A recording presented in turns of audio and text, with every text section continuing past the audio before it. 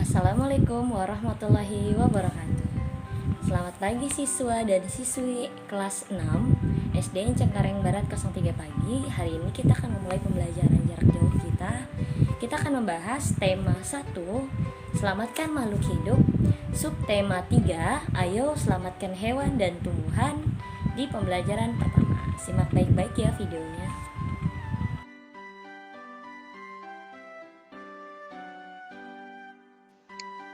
Tujuan pembelajaran hari ini adalah setelah membaca teks laporan pengamatan, siswa mampu menemukan ide pokok dengan bantuan diagram.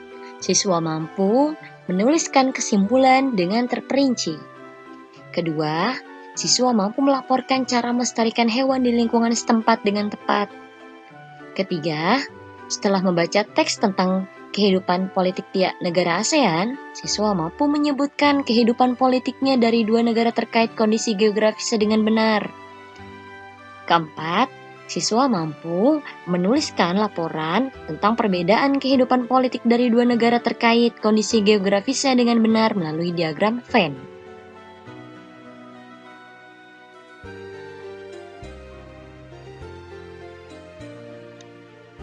Pelestarian hewan. Pembahasan kali ini kita akan membahas tentang pelestarian hewan.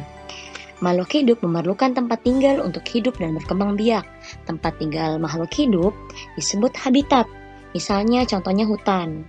Hutan harus kita jaga agar hewan dan tumbuhan yang tinggal di dalamnya dapat melangsungkan hidupnya dengan baik dan benar. Hewan dan tumbuhan sangat penting dan harus kita lestarikan agar pertama tidak punah. Kedua, dapat dimanfaatkan oleh manusia. Ketiga, menjaga keseimbangan ekosistem antara produsen dan konsumen. Keempat, dapat dimanfaatkan sebagai sumber belajar untuk mengembangkan ilmu pengetahuan. Itu adalah beberapa pentingnya ketika kita harus melestarikan hewan dan tumbuhan. Upaya-upaya apa aja sih yang dapat kita lakukan untuk melestarikan hewan dan tumbuhan? Contohnya hewan ya. Di sini, yang pertama, kita harus memahami pentingnya pelestarian hewan.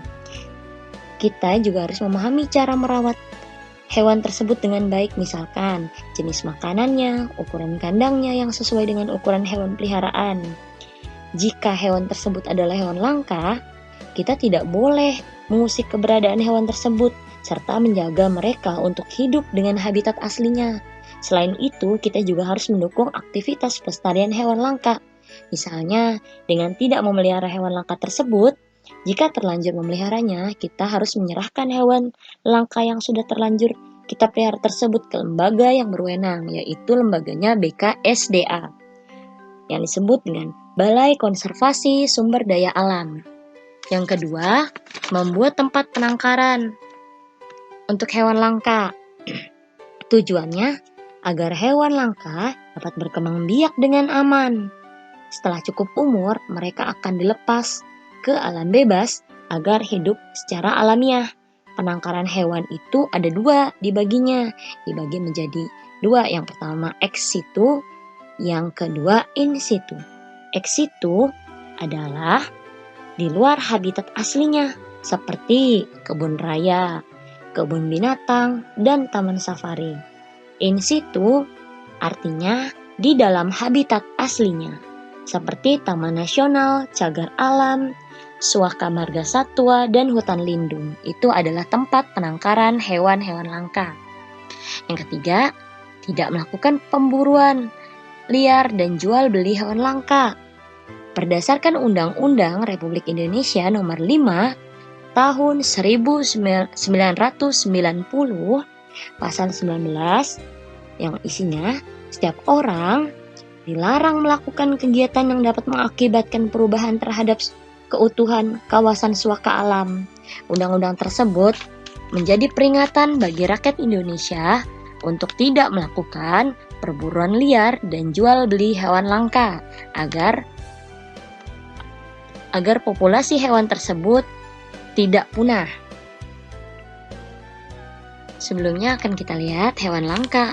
Hewan langka adalah hewan yang sangat sulit dicari karena jumlahnya atau populasinya di dunia itu sangat sedikit.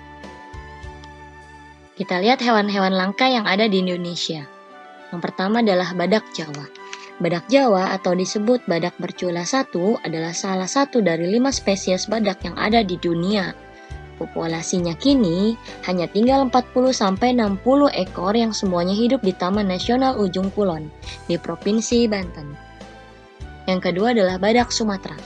Badak Sumatera atau disebut badak bercula 2 merupakan salah satu dari 5 spesies badak yang masih hidup di bumi. Badak ini adalah spesies badak terkecil yang ada di dunia dengan tinggi 120-145 cm. Panjangnya mencapai 250 cm dan beratnya 500-800 kg. Yang ketiga adalah orangutan Kalimantan.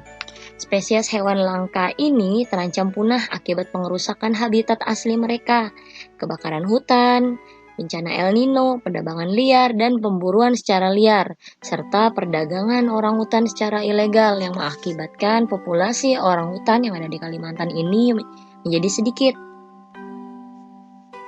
Yang berikutnya adalah harimau Sumatera. Adalah salah satu hewan dari 6 subspesies harimau yang masih bertahan hidup hingga saat ini dan termasuk dalam satwa krisis yang terancam punah. Nah, itulah beberapa hewan-hewan langka yang terdapat di Indonesia. Selain itu, ada juga komodo, burung jalak Bali, dan burung cendrawasih. Itu adalah hewan-hewan yang langka yang terdapat di Indonesia.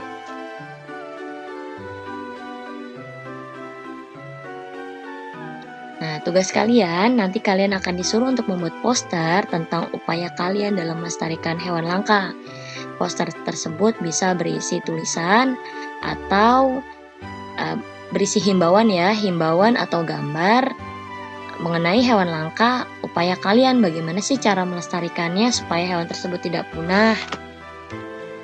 Langkah kegiatannya, pertama kalian cari informasi tentang salah satu hewan langka tersebut. Boleh mencarinya di internet, lalu kalian tulis informasinya, nama dan manfaat hewan tersebut, cara perkembangbiakan hewan tersebut, dan cara melestarikan hewan tersebut. Lalu nanti kalian bisa tulis atau kalian gambar di buku gambar kalian. Untuk poster bisa kalian warnai agar menarik.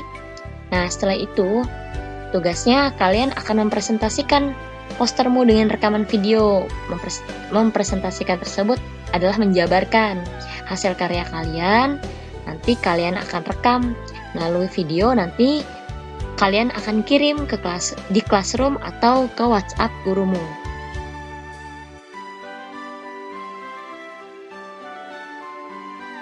Nah, kita amati ya dua gambar tersebut. Dua gambar tersebut adalah pertama gambar hutan, yang kedua adalah gambar perkotaan. Apa yang terjadi dengan hutan tersebut apabila dijadikan perkotaan? Nah, itu pertanyaannya. Yang terjadi adalah terancamnya kelestarian tumbuhan dan hewan-hewan langka terutama.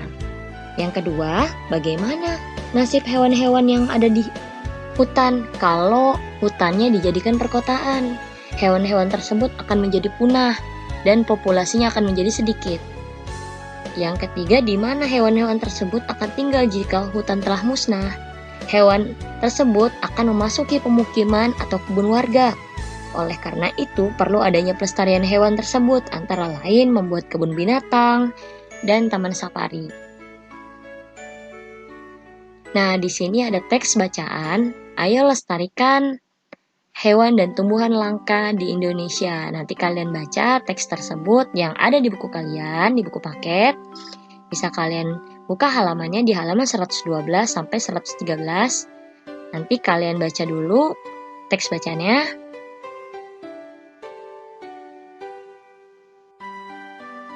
Tugasnya kalian membuat kesimpulan dari teks bacaan yang tadi kalian telah baca. Nah, sebelumnya kita telah belajar kesimpulan. Kesimpulan itu apa sih? Kesimpulan adalah suatu ikhtisar dari suatu uraian. Nah, ikhtisar itu apa? Ikhtisar itu dapat berupa fakta atau pendapat atau alasan terhadap suatu objek atau teks bacaan yang tadi kalian baca, yang mengandung informasi berdasarkan uraian sebelumnya. Di kawasan Asia Tenggara merupakan kawasan yang luas perairannya lebih besar dibandingkan dengan luas daratan. Keputusan-keputusan terkait permasalahan kelautan banyak dibahas oleh sebagian besar negara ASEAN. Negara di kawasan Asia Tenggara mempunyai sistem pemerintahan yang berbeda-beda, namun pada dasarnya semua berbentuk republik. Kecuali Thailand, Kamboja, Laos, Malaysia, dan Brunei Darussalam yang berbentuk kerajaan. Sebagian besar mata pencarian penduduk yang di Asia Tenggara adalah bercocok tanam. Oleh sebab itu, kerjasama di bidang produksi, hasil, pertanian, dan perkebunan dibahas bersama di Bali pada tahun 2003. Nah, kita akan ke pembelajaran berikutnya adalah mengenal sekilas fakta-fakta politik negara di ASEAN. Sebelumnya kita pernah belajar tentang ekonomi, kondisi ekonomi, dan geografis di negara-negara ASEAN. Kita sekarang akan belajar tentang fakta politiknya. Di sini ada 2 negara ASEAN. Di sini ada Brunei Darussalam dan ada Kamboja. 2 negara ini adalah negara ASEAN yang memiliki kepala negara, kepala pemerintahan, ibu kota, bahasa, mata uang, luas wilayah, jumlah penduduk, hari kemerdekaan, lagu nasional, dan penjabarannya dari negara tersebut. Nah, lalu kita lihat di sini ada negara ASEAN selanjutnya adalah Indonesia, negara kita sendiri, yang memiliki kepala negara, ibu kota, bahasa nasional, mata uang, luas wilayahnya, jumlah penduduknya, hari kemerdekaan, lagu nasional, dan penjabaran dari suatu negara tersebut. Nah, semua fakta politik negara-negara ASEAN tersebut dapat kalian baca di buku tema di halaman 116 sampai 125. Di pembelajaran sebelumnya, kamu sudah memilih 2 negara ASEAN dan membandingkannya dalam hal kegiatan ekonomi. Setelah kamu membaca informasi tadi, isilah diagram Venn-mu untuk membandingkan 2 negara ASEAN tersebut terkait kehidupan politiknya.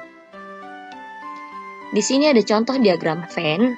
Nanti kalian akan mencari 2 negara ASEAN dan membandingkannya dalam hal politik ekonomi, dan lingkaran yang tengah ini adalah persamaan dari kedua negara tersebut dalam hal kehidupan politiknya.